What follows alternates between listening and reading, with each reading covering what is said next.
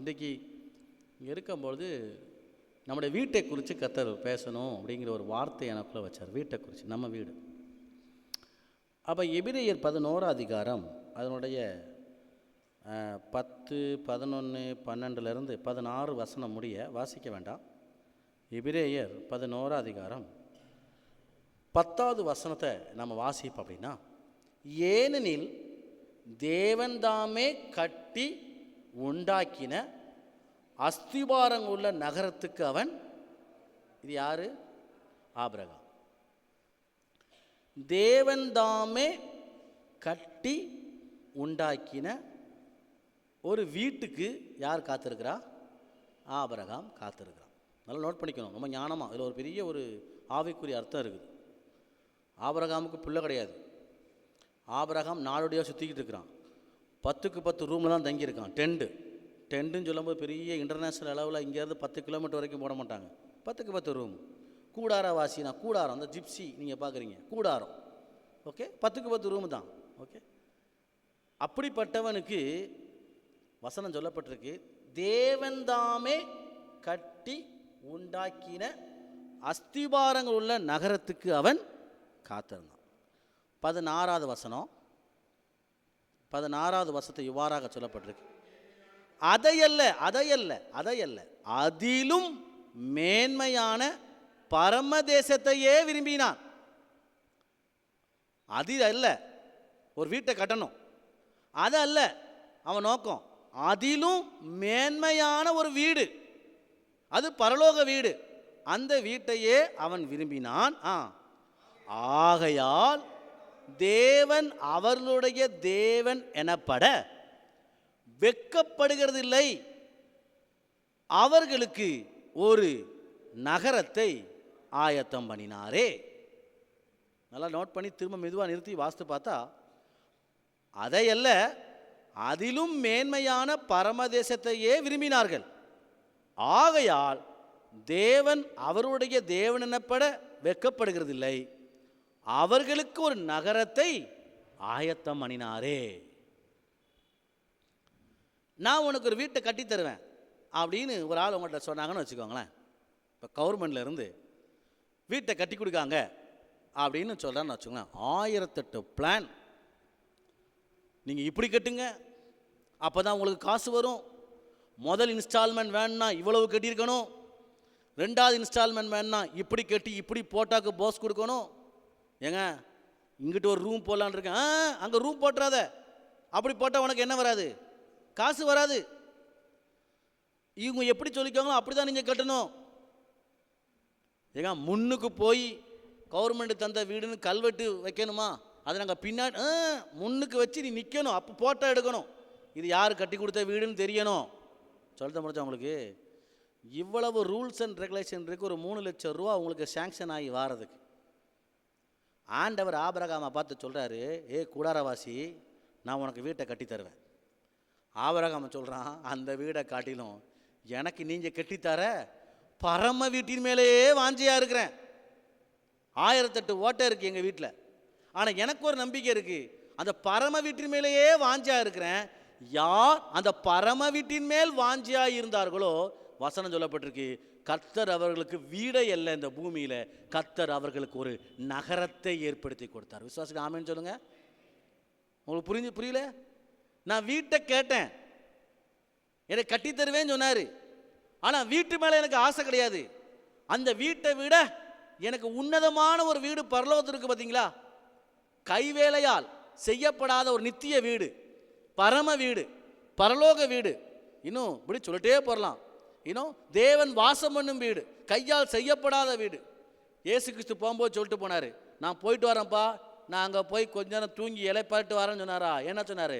நான் உங்களுக்காக ஒரு ஸ்தலம், ஒரு வீட்டை நான் உங்களுக்கு ஆயத்தம் பண்ண போகிறேன்.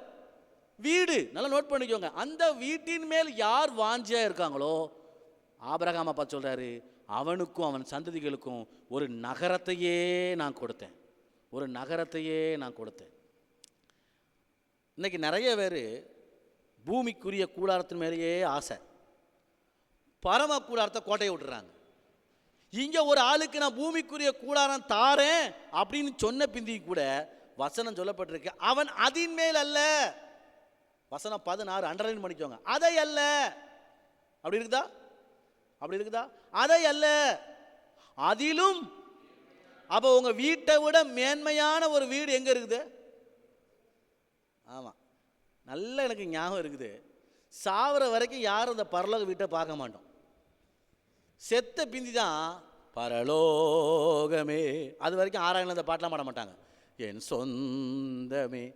பைக்கில் வரும்போது கூட இந்த பாட்டை நம்ம பாடினா கூட என்ன பாட்டை பாடித்து வாரீங்க சொல்லணும் தான் புரிஞ்சா உங்களுக்கு. அது எந்த வீட்டில் தான் பாடணும்? சாவர வீட்டில் பாடக்கூடிய பாடி பைக்கில் போய்ட்டு பரலோகமே என் சொந்தமே அப்படின்னாலே பின்னாடி உட்காந்துருக்க ஆள் நான் இறங்கிக்கிறேன்னு சொல்லும். ஏன் அப்படின்னா, நீங்கள் எங்கே போகிறீங்க?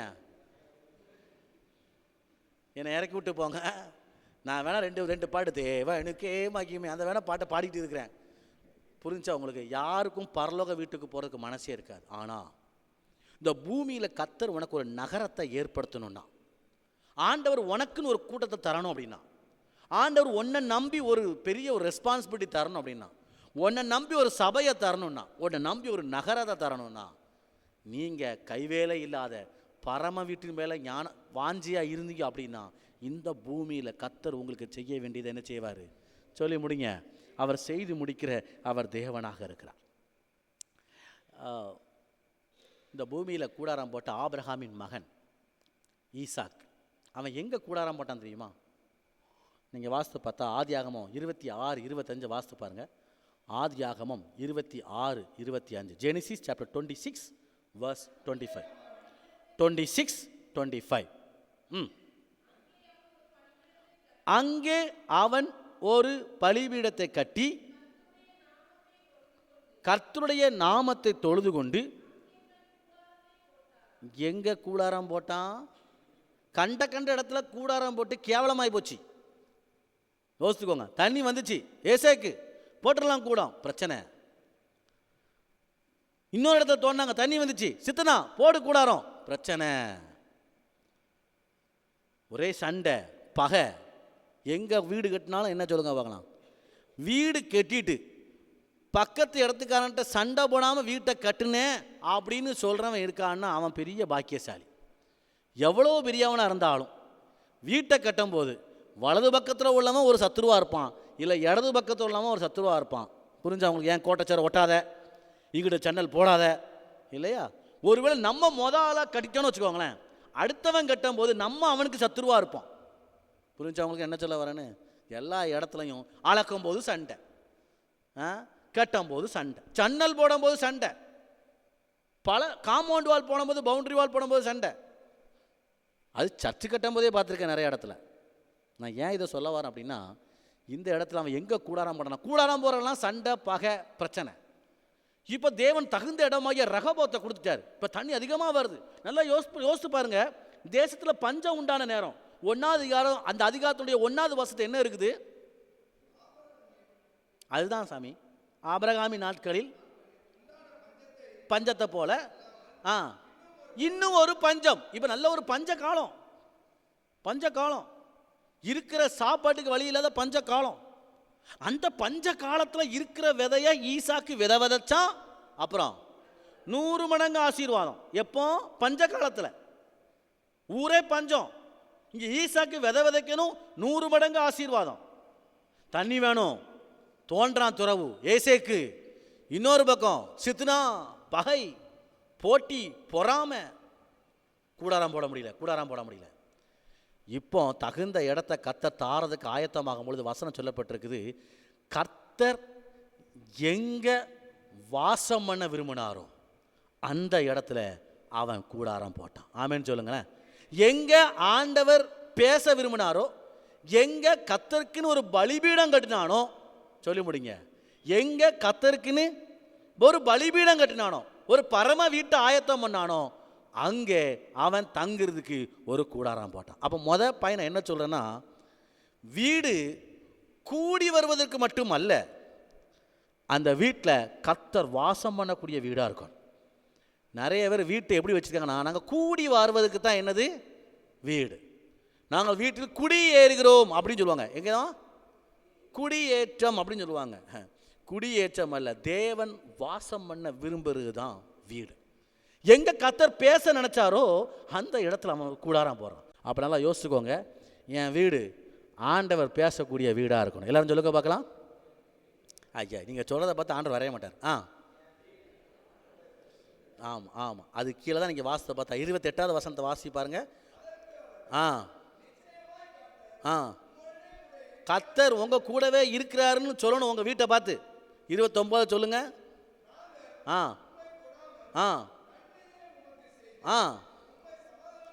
ஆமாம், எங்க ஆண்டவர் வீட்டை கட்டினாரோ அங்கே சண்டைக்காரங்க கூட வந்து என்ன சொல்லுவாங்க சொல்லுங்க பார்க்கலாம். இன்னும் கொஞ்சம் 2 சண்டையை போட்டு போவாங்கன்னா இருக்குது. வந்து சண்டையை போட்டாங்களாம், வந்து ஐயா தெரியாமல் சண்டை போட்டோம். அங்கே என்னது சமாதானம் இருக்குதா இல்லையா?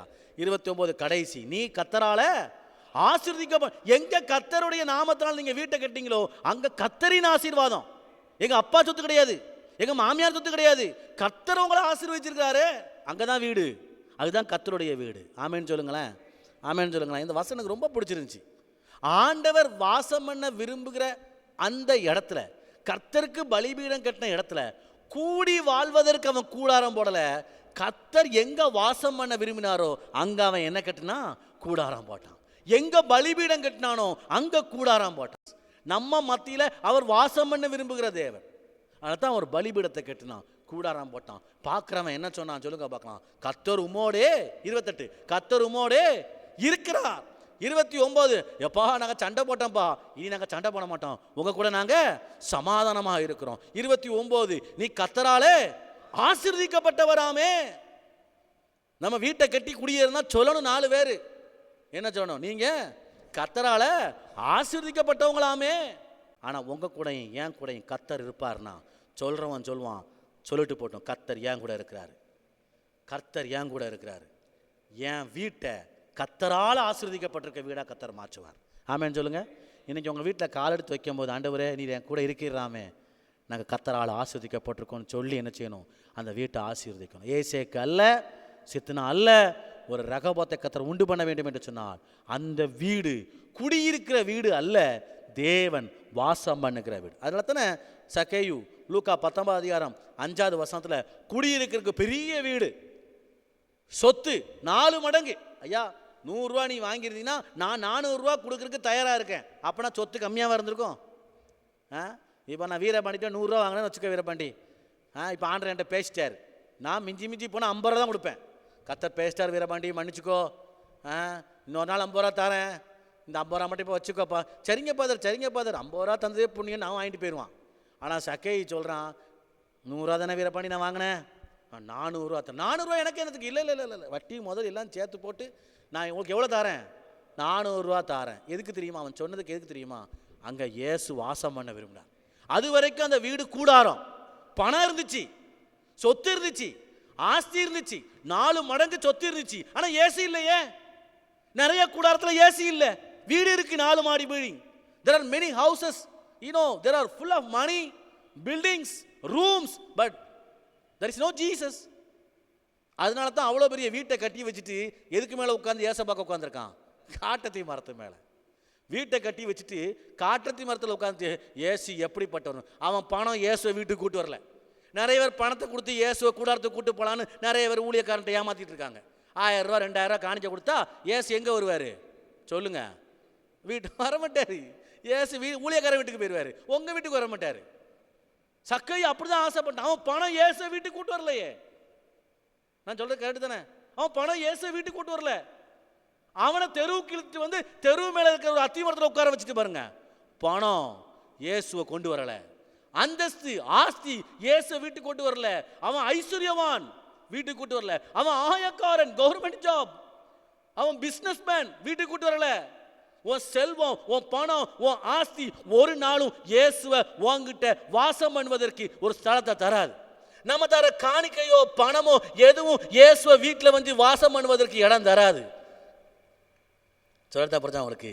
ஏசு அவனை பார்த்து சக்கையை பார்த்து என்ன சொன்னா சொல்லுங்க? சக்கையவே நீ இறங்கி வாப்பா, நான் உன் வீட்டில் வசனம் சொல்லுங்க, நான் உன் வீட்டில் வாசம் பண்ணணும், தங்கணும். தங்கணும், அண்டர்லைன் பண்ணுங்க, தங்கணும். நான் திரும்ப திரும்ப வசனத்தை சொல்றேன், தங்கணும். உன் வீட்டில் சாப்பிடணும் சொல்ல, let me visit your home சொல்லல, let me have some fellowship அப்படின்னு சொல்லல, நம்ம போய் ஒரு லார்ட் சப்பர் பண்ணுவோம் அப்படின்னு சொல்லல, நான் உன் வீட்டில் தங்கணும். இயேசுவை கெஸ்டா கூப்பிடல, இயேசுவை வீட்டுக்கு தலைவராக கூப்பிட்டான். ஆமேன்னு சொல்லுங்களேன். நிறைய பேர் வீட்டுக்கு கெஸ்டா வர பார்ப்பாங்க. இயேசு வீட்டுக்கு கெஸ்டா போல, சக்கை வீட்டுக்கு இயேசு கெஸ்டா போல, இயேசு வீட்டுக்கு தலைவராக போனார். அதனால தான் சக்கையை பார்த்து சொன்னார், இந்த வீட்டுக்கு சொன்னது யாரு? வீட்டுக்கு எஜமா. இந்த வீட்டுக்கு என்ன வந்துச்சு? இவ்வளவு நாளும் வீட்டில் நிறையா இருந்துச்சு, பணம் இருந்துச்சு, ஆஸ்தி இருந்துச்சு, நான் வாசம் பண்ணலை, அதனால் ரட்சிப்பு இல்லை. இப்போ நான் வந்துட்டேன், வாசம் பண்ண விரும்புகிறேன். இந்த வீட்டில் ரட்சிப்பு வந்தது. நம்ம பிள்ளைங்க ரட்சிக்கப்படலையா? வீட்டில் இருக்க நபர்கள் ரட்சிக்க பண்ணலையா? இயேசு வாசம் பண்ணுகிற வீட்டில் இடம் கொடுத்தீங்க அப்படின்னா இந்த வீட்டுக்கு ரட்சிப்பு வந்தது. நம்ம பணம் நம்முடைய பிள்ளைகளை மீட்காது. நம்முடைய அதிகாரம், ஆணவத்தன்மை, பதவி ஒரு நாளும் இயேசுவை உங்களுக்குள்ள கொண்டு வராது. நான் பெரிய ஆள் அப்படின்னு சொன்னால் உடனே இயேசு வந்துட மாட்டார். பயந்து போய் நிறைய நினச்சிக்கிட்டு இருக்காங்க, நான் பெரிய ஆளுன்னு கோட்டு சூட்டு போட்ட உடனே இயேசு என்கிட்ட வந்து உட்காந்து வரைய மாட்டார். அங்கே இயேசு சொன்ன ஒரே ஒரு வார்த்தை, நான் உன் வீட்டில் தங்கணும், எங்கே தங்கினாரோ அங்கே ரட்சிப்பு. அப்போ அந்த கூடாரத்தில் நான் முதல் நோட் பண்ணி வச்சது, வீடு கூடி வருவதற்கு மட்டும் அல்ல, வீடு இயேசு தங்குற வீடாக இருக்கணும். அதுதான் சங்கீதம் 91:9-10 இவ்வாறாக சொல்லப்பட்டிருக்கு. நம்ம வீடு எப்படிப்பட்ட வீடாக இருக்கணும்? சங்கீதம் 91:9-10 வாசிங்க. எனக்கு அடைக்கலமாக இருக்கிற உன்னதமான கர்த்தரை உனக்கு தாபரமாய் கொண்டாய், ஆகையால் ஆமா என் வீடு, என் கூடாரம் அடைக்கலமான உன்னதமான கர்த்தரை தாபரமா கொண்டிருக்குது. அடைக்கலம், அவர் தங்கியிருந்த வீட்டில் அடைக்கலம், எனக்கு உன்னதமான தேவனை தாபரமாய் கொண்டாய். அதுக்கப்புறம் தான் கீழே சொல்லப்பட்டிருக்கு, ஆகையால் நேரிடாது வாத உன் வீட்டை அணுகாது. அங்கதான் வீடு இருக்கு, நோட் பண்ணிச்சோங்க. நிறைய வீட்டில் ஒரு போர்டு போட்டிருப்பாங்க, வாதை உன் கூடாரத்தை கண்டிப்பா அணுகாதுன்னு இல்லை, கண்டிப்பா அணுகும். ஏன்? வெறும் போர்டு மட்டும் போட்டால் மட்டும் போதாது, உன்னதமான கர்த்தரை உனக்கு எப்படி கொண்டிருக்கணும்? உன்னதமான கர்த்தர் எனக்கு வேணும், உன்னதமான தேவனுடைய பிரசனம் எனக்கு வேணும். யார் அந்த பரலோக வீட்டு மேலே கவனம் வைக்கிறாங்களோ ஆண்டு சொல்ற இந்த பூமியில் வாதம் உனக்கு வராது, வாதம் உன் கூடாரத்தை அணுகாது.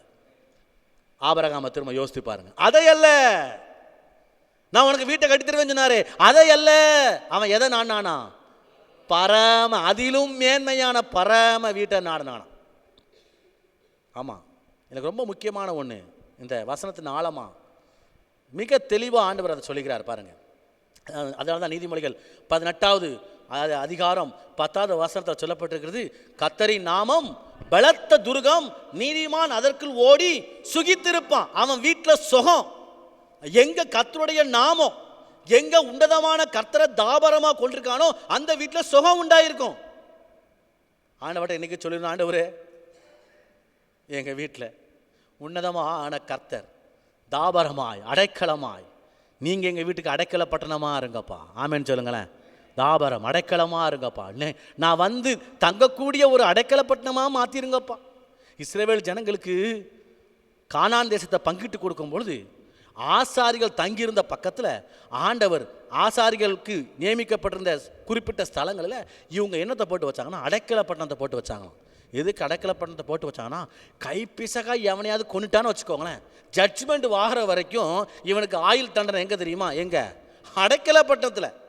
ஆமாம், அடைக்கல பட்டணத்தில். அவன் அடைக்கல பட்டணத்தை விட்டு வெளியே வந்துட்டான்னு வச்சுக்கோங்களேன், இவனை கொண்டுட்டானா இவன் மேலே ரத்த பழி சுமராது. அடைக்கல பட்டணத்துக்குள்ள வந்து எவனும் என்ன செய்ய மாட்டான்? கொல்ல மாட்டான். என்ன ஆக தெளிவாக வாசித்தேன். அடைக்கல பட்டணத்தில் அவன் உள்ள வந்து எவனும் கொல்றதுக்கு அதிகாரம் கிடையாது. அவன் உள்ள இருந்து வெளியே வந்துட்டான்னு வச்சுக்கோங்க, பட்டணத்துட்டு வெளியே வந்து அவனை இவன் பார்த்து போட்டான்னு வச்சுக்கோங்களேன், இவன் மேல ரத்த பழி சுமராது, பழிக்கு பழி தீர்ந்துட்டுப்பா. அப்ப எவ்வளவு பெரிய ஒரு அடைக்கல பட்டணம் பாருங்க. ரத்தம் சிந்துதல், ரத்தம் சிந்துதல் கண்டிப்பா இருக்குது. ரத்தம் சிந்துதல், அந்த ரத்தம் சிந்தப்படாம இருக்கணும் அப்படின்னா அவன் அடைக்கல பட்டணத்தை போய் ஓடி போறான். பாவத்துக்கு தண்டனை இருக்குது, ஆனா அடைக்கல பட்டணத்தை ஒன்னா கொஞ்சம் தப்பிச்சுக்கலாமே, கொஞ்சம் தப்பிச்சுக்கலாமே. உன்னதமான கர்த்தரை நீ அடைக்கலமா கொண்டிருந்த ரொம்ப ரொம்ப வாழ்க்கையில் எஸ்கேப் ஆகிட்டே போகலாம். அதுதான் அடைக்கல பட்டணம்.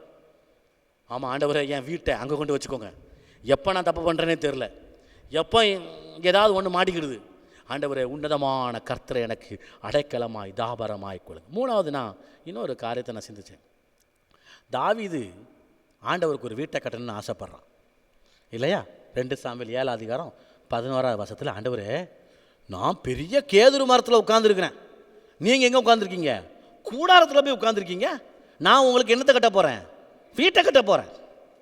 அப்போ ஆண்டவர் சொல்கிறாரு, எப்பா யாருக்குமே இந்த ஐடியா வரல, உனக்கு ஐடியா வந்திருக்குது, அதனால் கட்டுன்னு சொன்னாரா? தீர்க்கதரிசி சொல்லிட்டு போயிட்டாப்ல, வெரி குட் வெரி குட், இல்லையா? நாத்தான் தீர்க்கதரிசி சொல்லிட்டு போயிட்டாப்ல, வெரி குட் தாவீது ராஜா, சூப்பர், கட்டிடலாம். நம்ம வீட்டுக்கு போன போய் தீர்க்கதரிசிக்கு 2 ரைடு விடுறாரு. யார்கிட்ட கட்டலான்னு சொன்னேன். ஏன் உன் வீட்டையா கட்டுறான்? வீடு யார் கட்ட போகிறான்? என்கிட்ட கேட்கல, அனுமதி நீ எப்படி கொடுத்த? வீடு ஏன் வீடு, என்கிட்ட கேட்காம நீ எப்படி பெர்மிஷன் கொடுத்த? போய் சொல்லு, அவனால் கட்ட முடியாதுன்னு போய் சொல்லு. ஆனாலும் ஒரு குழு தாரேன், அவன் கட்ட வேண்டாம். யார் கட்டுவா? அவன் பையன், அவன் சந்ததி கட்டுவான். யார் கர்த்தருடைய வீட்டு மேலே அக்கறை இருக்குதோ கர்த்தர் அவங்களுக்கு ஒரு வீட்டை கட்டுவார். நிறைய பேருக்கு கர்த்தருடைய வீட்டை குறித்து சொல்லுங்க பார்க்கலாம், அக்கறையே இல்லை, அக்கறையே இல்லை. நான் ஆண்டவருடைய வீட்டை குறித்து அக்கறை இருந்துச்சுன்னு வச்சுக்கோங்களேன், உங்களுக்கு கர்த்தர் ஒரு வீட்டை கட்டுவார், உங்கள் சந்ததிகளுக்கு ஒரு வீட்டை கட்டுவார். நிறைய பேருக்கு நம்ம காலத்தில் செய்ய முடியாத காரியத்தை கர்த்தர் உங்கள் பிள்ளையை கொண்டு செய்வார். உங்கள் பிள்ளையின் கையின் பிரயாசத்தை ஆசீர்வதித்து அவங்கள வச்சு செய்வார். கர்த்தருடைய வீட்டை குறித்து அக்கறை இருந்துச்சு அப்படின்னா கர்த்தர் நமக்குன்னு ஒரு வீட்டை ஆயத்தம் பண்ணி தருவார். இங்கே வசனம் சொல்லப்பட்டிருக்கு, ஒருத்தன் கர்த்தருக்கு ஒரு வீட்டை ஆயத்தம் பண்ணணும்னு சொல்லும்போது கர்த்தர் அவனுக்குன்னு ஒரு சந்ததிக்குன்னு ஒரு வீட்டை ஆயத்தம் பண்ணுவார். இன்றைக்கி நமக்கு வீடு வாசல் இல்லாமல் இருக்கலாம், ஒரு சொந்த வீடு இல்லாமல் இருக்கலாம், இல்லை ஒரு நல்ல ஒரு காரியத்தை குறித்து நல்ல நிலைமையில் நம்ம இல்லாமல் இருக்கலாம். நான் ஆண்டோடைய வீட்டை குறித்து நான் பிரயாசப்பட கர்த்தர் எனக்குன்னு ஒரு வீட்டை ஆயத்தம் பண்ணுவார். எங்கேருந்து வருன்னே தெரியாது, கர்த்தர் ஆயத்தம் பண்ண வீடு எங்கேருந்து வருதுன்னே தெரியாது. அவரால் கைவேலை இல்லாத பரம காணனை வாஞ்சிக்கிறவங்களுக்கு நிச்சயமாகவே செய்து முடிப்பார். நம்ம ஜெபம் பண்ணுவோம். கேட்டிங்களா? நான் ஏன் இதை சொல்ல வரேன்? திரும்ப எபிரேயருக்கு போங்க.